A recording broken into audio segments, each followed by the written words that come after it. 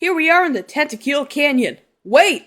That shade of blue! You know, the pixel up in the sky, it's the exact same one featured in the sky in the Splatoon Reddit trailer. Holy flying f***, it's all connected! Splatoon Theories. They're a very important part of the Splatoon fandom, and today, I thought I'd cover a few of them, spanning across the board in terms of quality and just my general opinion. So, first off, I'll start my adventure looking up some Splatoon Theories on good old Microsoft Bing.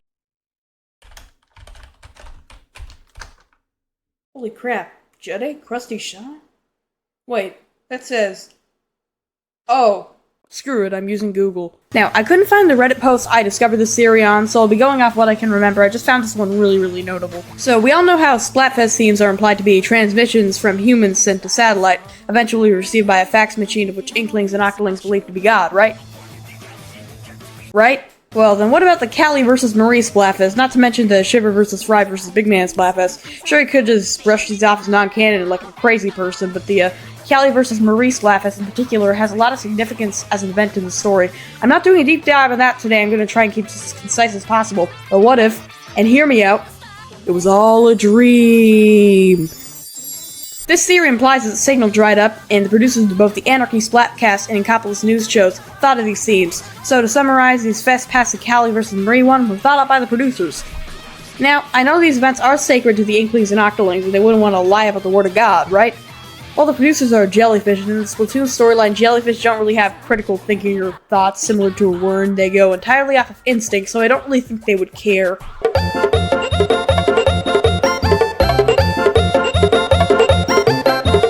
In my opinion, this is a very interesting theory, and I'll give it 7 Joy-Con clicks out of 10.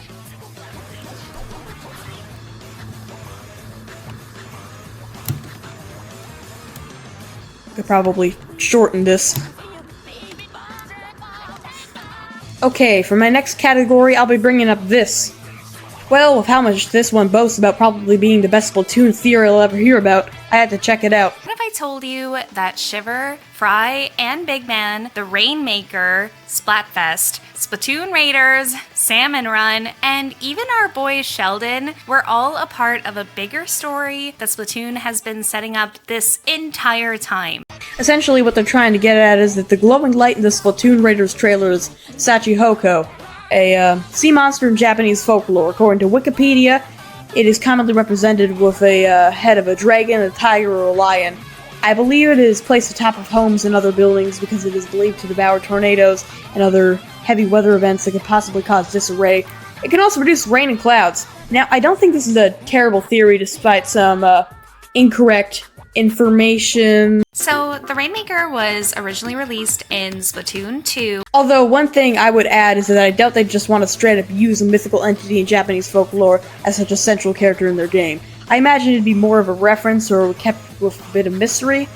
P.S. I don't really think they could get solid gameplay out of this. Overall, I would get this 5 Joy-Con clicks out of 10.